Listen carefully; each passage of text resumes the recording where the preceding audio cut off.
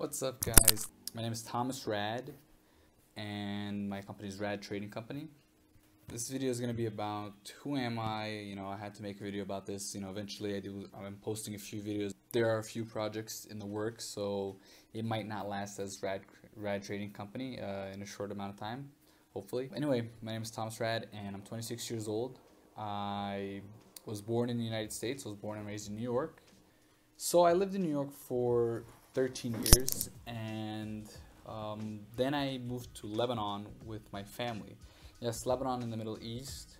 My dad's Lebanese, so he decided to open a business over there, and us as a family, I have a little brother, we moved to the Middle East, and he opened a coffee import business and a roaster in the Middle East, in Lebanon. So I was about 15 at the time, and high school, and just learning a new culture, learning Arabic.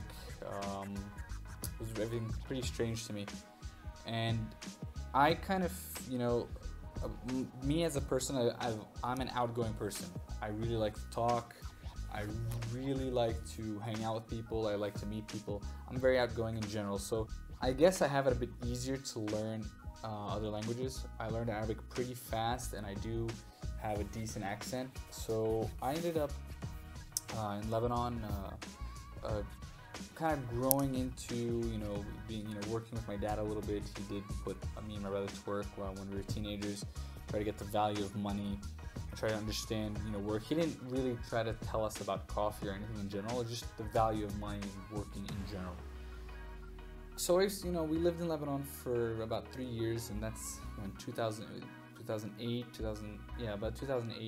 we decided to move to Brazil. Why did we move to Brazil? It's because Lebanon, in those 3 years, the period of 3 years that we were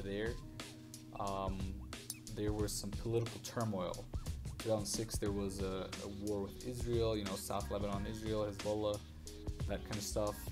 2008, there was a small terrorist group that was kind of like terrorizing a bit of North Lebanon, and it wasn't safe in general. It wasn't very.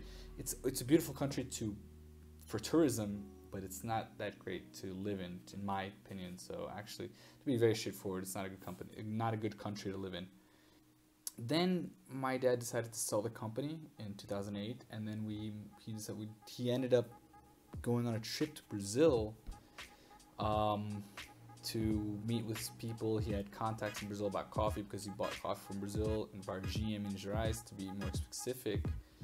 And then he came back from his trip in 2008, and he said, "You know what? We're moving to Brazil."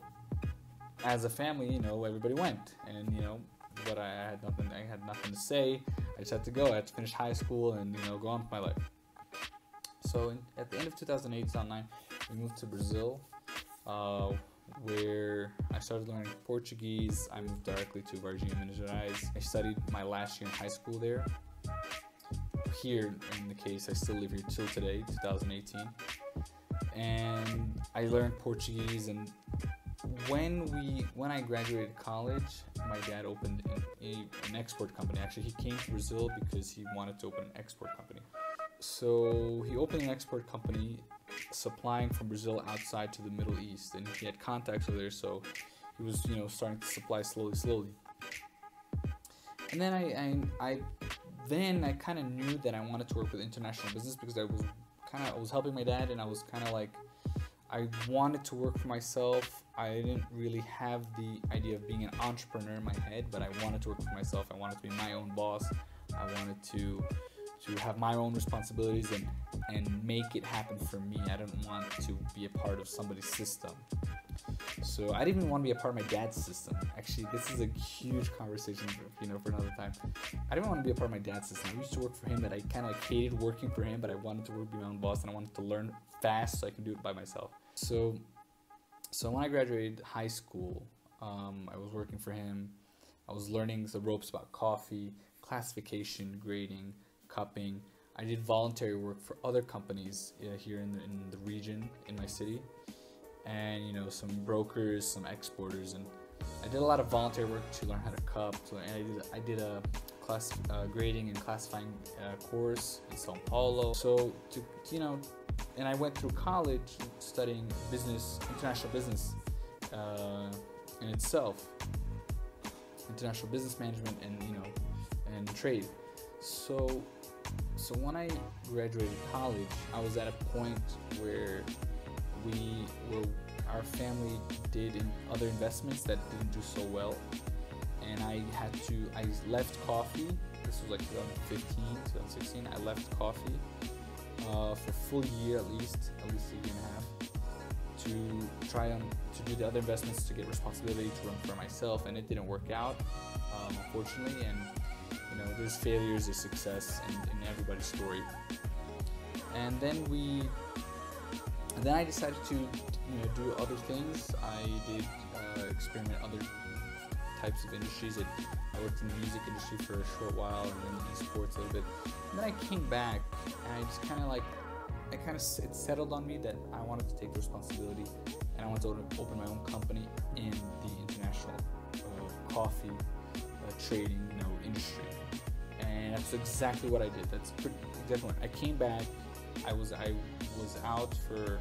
I ended up going to Los Angeles for a week, and it didn't work out. And then when I came back, I said, you know what? Screw it. I'm gonna do it, and we're gonna fall through. We're just gonna keep going. We're gonna beat on the drum for a couple of years and see what happens. And then I started to brush up my skills on coffee again. There's a district here in Varginha, which is kind of like the major coffee district in all of Brazil. It's where pretty much all negotiations, coffee buying, and coffee selling happens. Here, a lot of huge multinational companies over here, like Kofco, Olam, Stockler, who else? Brazilian nationals like Gestão, Unicafé, Luz Dreyfus, another multinational. Tangará used to be over here before they closed. Huge companies, in my city. And I brushed up on my skills, and I, networked with a lot of people, and I started, to get some mentors, and until I felt more comfortable with the industry. And then I started working on my clientele outside of Brazil, because when you're in the trade industry, what is the trade industry? You have clients and you have buyers.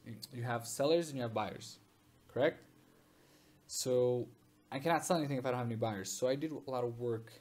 I invested a huge amount of time, at least a huge amount of time, 6 months. I'm saying 6 months, and that's not a lot amount of time, but I invested a full hard 6 months every day of my life, going to sleep at like 5 a.m., trying to make contacts with people all over the world in the coffee industry, all over the world, through LinkedIn, through Facebook, through groups, through Google, through Instagram. I just looked around, and I tried to talk to people and try to establish myself as a trader, as a coffee broker first, and to supply people. And then with that, my dad helped me, and he did suggest a few contacts that he had, that I reached out, and then we started negotiating prices, and until we eventually got to my first deal, which was in October 2016. That was my first deal in coffee, and I was stoked at that time, and because it was just so much time consuming just to get my name out. And since then, that was my first client, and then he kept buying, and then that gave me time and the motivation to continue investing and looking for other clients, until eventually I got a second client and a third client and fourth, and that's where I am today. I started out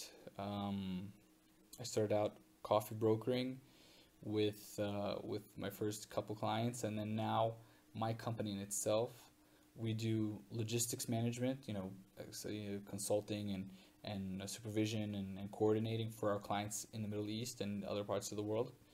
And we do obviously coffee brokering, and we expanded from coffee to other agro products, which is actually, Brazil has a huge market for it, which is going to be a totally different video that I'm going to talk about, the agro opportunities and the agro international trade opportunities in Brazil.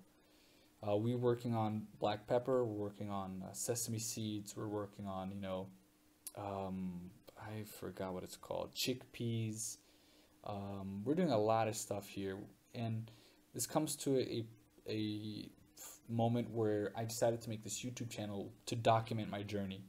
I want to document as much as I can. I'm not a professional editor, I'm not a professional, anything, besides on my and what I do in my business. But I want to document my journey and try to portray it as much as possible. And I want to talk about my future projects. I want to explain things. I want to teach things. I want to create a reference for the future, and hopefully whoever's watching enjoys it and gives me suggestions and whatnot. So I hope you guys enjoyed this video about me. In general, it's like me in a nutshell, and hopefully you'll tune in for the next videos, and any suggestions, just let me know. When this life gets